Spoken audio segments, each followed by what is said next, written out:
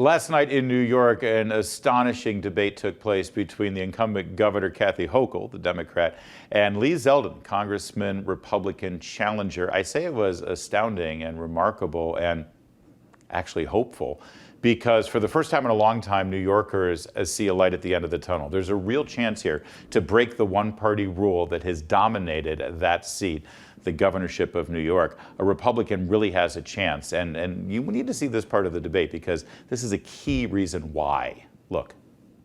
I stated that the first day that I'm in office, I'm going to declare a crime emergency and suspend cashless bail and these other pro-criminal laws because there is a crime emergency. My opponent thinks that right now there's a polio emergency going on, but there's not a crime emergency. Different priorities that I'm hearing from people right now, they're not being represented from this governor, who still, to this moment, we're halfway through the debate, she still hasn't talked about locking up anyone committing any crimes. Okay. Anyone who commits a crime under our laws, especially with the change they made to bail, has consequences. I don't know why that's so important. I don't know why it's so important to you that we lock up criminals. New York, this might be the problem. Joining us right now, David Marcus. He writes the New York Post, Fox News, Daily Wire. More importantly, he lives in New York. David, thanks for joining us. Thanks for having me. That really was kind of a key reveal, wasn't it? Because it wasn't a scripted line, it wasn't a talking point, it wasn't something she rehearsed. Like, why is it so important to you that we lock up criminals?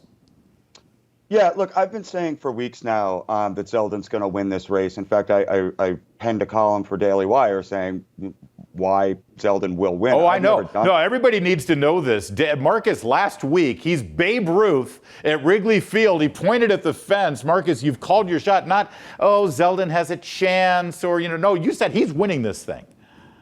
Yeah, and it's not because I'm some great genius. It's because when I go have a burger at Salty Dog in Bay Ridge, Brooklyn, a guy says to me, I don't let my daughters take the subway. I budget in Ubers for them. I go to a fancy event at the Yale Club, and a woman says, why can't we fix crime? We've fixed it in the past. That this isn't reinventing the wheel. I get in an Uber, and the driver tells me that he's concerned about his safety, worried that he's going to get robbed. So I don't need polls, right? Even when the polls showed him 5, 6, 7 points down, when I'm hearing all of that, and I'm not hearing anybody say, I think Hochul's doing a great job, the columnist has his ear to the ground. The pollster has his finger on the pulse.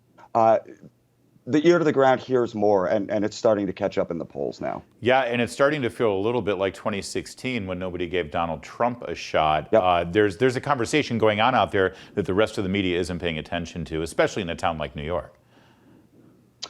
Yeah, I mean, it's totally true. And I think in last night's debate, really, New Yorkers got to see who Lee Zeldin is, right? He's not as pugnacious as Ron DeSantis, right? He's not going to call anybody an old donkey.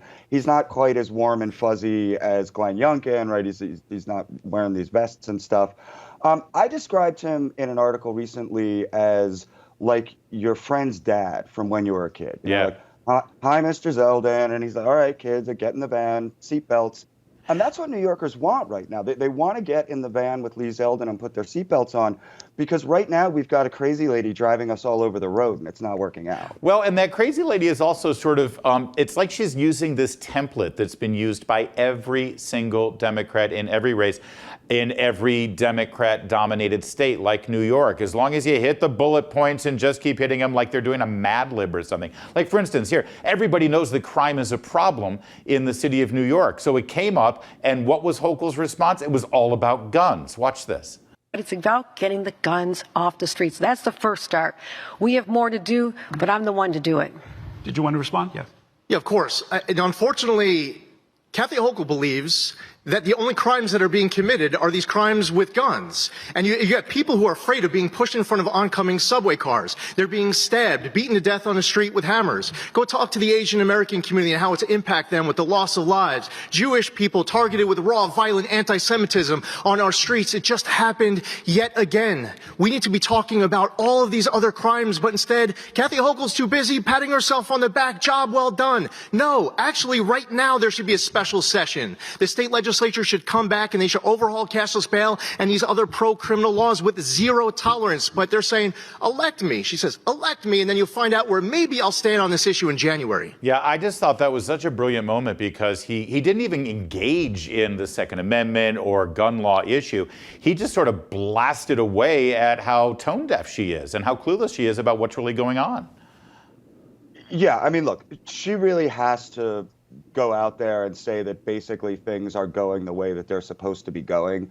And everybody in New York State knows that that's not true. So, I mean, that was a very effective answer. But, you know, not for nothing.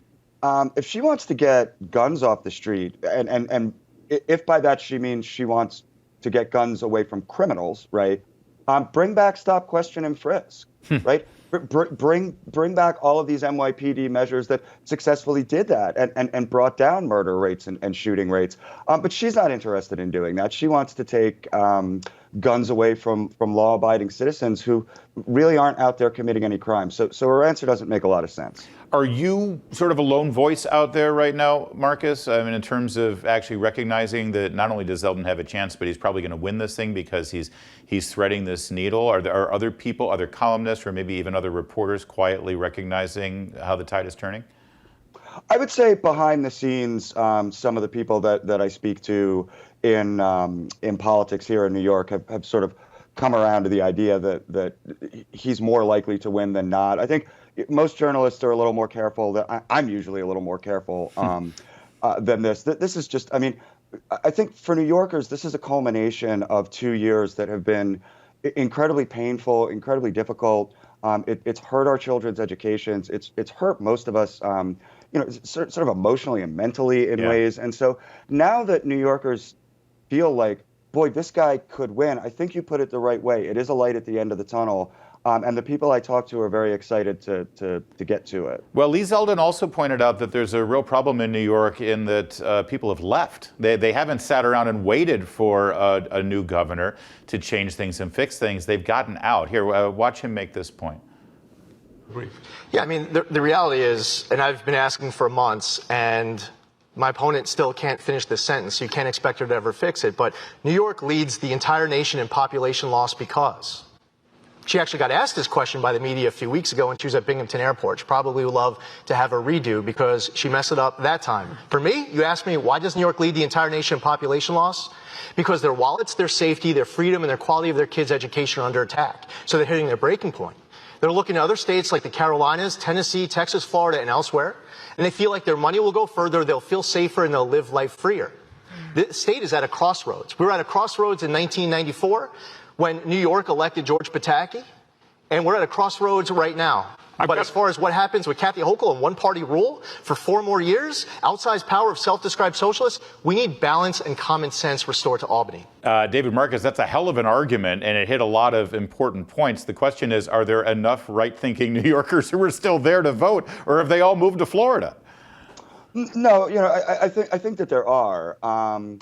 You know, a big part of the reason that so many people left really were the conditions of the lockdown. I mean, these include friends of mine. And Zeldin's right that these other pressures, including taxation and including just, you know, sort of how expensive and difficult it is to live specifically in New York City, play a factor. But that's always been true, right? I mean, there have always been people who spend some time living in New York City and it's a grind and eventually say, hey, I'm going to Westchester or I'm going to Florida.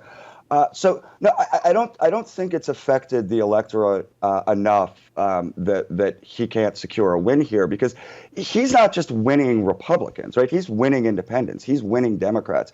People want change, and he's offering it. All right, David. You know, I think you're a great writer, and I've got great respect for you. And when you wrote this, it got my attention. So I got to ask you this: if you had to trade Lee Zeldin winning the governorship of New York and the Eagles not making it to the Super Bowl, would you take that trade? You know, if I get the Phillies winning the World Series thrown in, I'll take it. Oh, God, that pains me to even hear that. I should have thrown that into the mix as well, but you got me. I did. Go Phils. All right, so Phillies win the World Series, Zeldin wins the governorship, and the Eagles, they don't win another game the rest of the season. I'm okay with that. Okay. All right. David Marcus, thanks for joining us. More to come on O'Connor tonight.